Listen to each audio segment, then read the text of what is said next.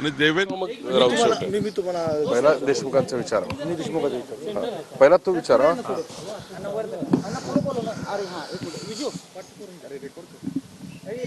आहे ना रेकॉर्डिंग आहे ना सुजित ठीक आहे ते लाईव्ह देत आहे बोलतायत.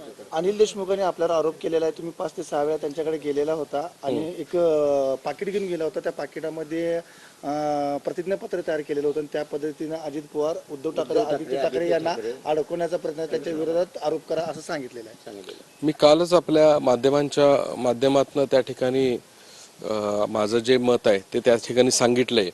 आज मी बघितलं मगाशी की त्या ठिकाणी देशमुख साहेबांनी TV वरती माझे देवेंद्र फडणवीस साहेबांचे असलेले फोटो त्या ठिकाणी दाखवले. तर ह्यामध्ये नवीन काय नाही आहे. फेसबुकवरती इंस्टाग्रामवरती जे सोशल मीडियावरती माझे फोटो आहेत तेच त्यांनी दाखवले. काय तर फार मोठं डिटेक्टिव्हगिरी गेल्यासारखं काय तो प्रश्न नाही आहे. हे सगळ्या जग जाहीर आहेत, वर्तमानपत्रात आलेले आहेत. गेले 2016 पासून जनसुराज्य शक्ती हा आमचा स्वतंत्र पक्ष आहे. मी त्याचा राज्याचा अध्यक्ष आहे आणि आमचं पक्षाच्या माध्यमातून आम्ही ज्यावेळेला ह्या NDAचे घटक पक्ष झालो त्यावेळेला आम्हाला वेगवेगळ्या विषयांसाठी आम्हाला त्या ठिकाणी बैठकीत आम्हाला सगळीकडे निमंत्रण दिलं जातं. आदरणीय देशाचे पंतप्रधान मोदीजींपासनं ते त्या ठिकाणी राज्यात होणाऱ्या विविध बैठकांसाठी आमचं त्या ठिकाणी आम्हाला बोलवलं जातं. त्यामध्ये फडणवीस साहेबांची भेट होते, इतर सर्वच पक्षाच्या नेत्यांची भेट होते. त्यामध्ये असं काय तर फार मोठं सांगितल्यासारखं काय मला वाटत नाही की ज्या गोष्टीला फार मोठी चर्चा करणं आणि त्या बाबतीत सारखं सांगणं असं काय फार मोठा विषय मला तो वाटत नाही आहे. आणि फोटो हे काय सगळे जग जाहीर आहेत. आणि सांगली मिरजेत काय राज्यामध्ये मी एका घटक पक्षाचा राज्याचा अध्यक्ष आहे. त्यामुळं मला ह्या राज्यामधले सगळे राजकीय नेते ओळखतात. आदरणीय देशमुख साहेब त्या ठिकाणी विसरलेले आहेत. त्यांना नागरिक पुरवठा मंत्री असतानापासून माझी त्यांची ओळख आहे. देवेंद्रजी फडणवीसांची माझी नंतर ओळख झालेली आहे. ज्या वेळेला या राज्यामध्ये आम्ही त्यांच्यामध्ये घटक पक्ष म्हणून सामील झालो त्यावेळेला. त्याच्या आधीपासून या देशमुख साहेबांची माझी ओळख आहे आणि त्यामुळेच त्यांनी मला बोलवलं की बाबा तुझं कायमच आम्ही TV वरती आणि वर्तमानपत्रात बघतो की तू दिल्लीला ह्या आदरणीय अमितभाई शहांना भेटता, त्यांच्याशी तुमचे संबंध आहात. त्यानंतर पंतप्रधानांच्या बैठकीमध्ये तुम्ही असतात, त्याबरोबर ह्या राज्याच्या ह्या सगळ्या बैठकीमध्ये तुम्ही असतात. देवेंद्रजींबरोबर आपण दिसतात, भाजप आणि इतर पक्षाच्या सर्व नेत्यांबरोबर आपण दिसतात. त्यामुळे मला त्या ठिकाणी वाटलं की तुमच्याशी मला हे संवाद करून काय मदत होण्यासारखा असेल तर हा त्यांनी सांगितलेला विषय होता. त्यामुळं त्यामध्ये त्यांनी ते सारखं सांगणं हे काय मला त्यामध्ये अर्थ आता वाटत नाही आहे.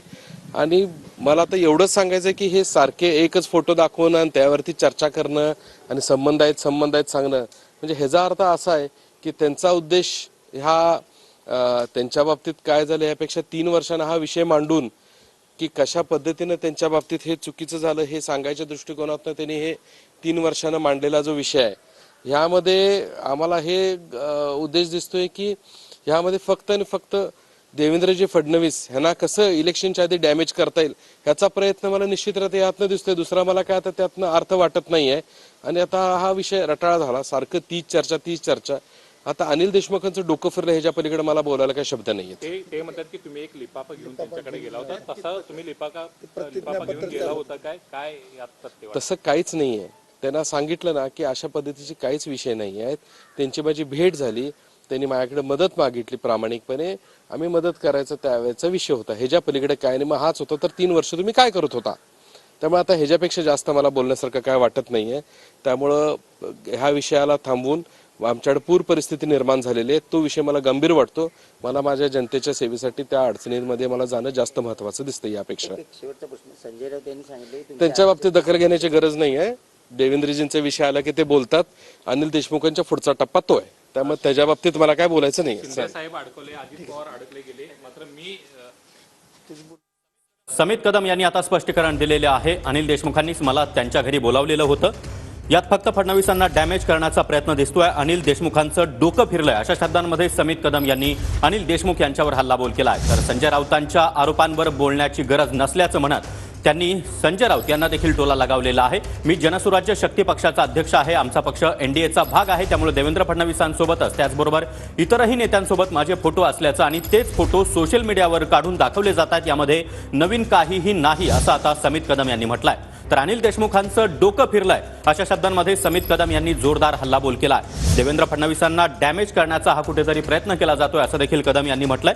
माझी आधी देशमुखांची आणि त्यानंतर घटक पक्ष झाल्यानंतर फडणवीसांची ओळख झाली, त्यामुळे मी अनिल देशमुखांना त्यांनी बोलावल्यानंतरच भेटलो असं देखील समित कदम यांनी म्हटलंय. अनिल देशमुखांनीच मला त्यांच्या घरी बोलावलेलं होतं असं देखील कदम यांनी म्हटलंय.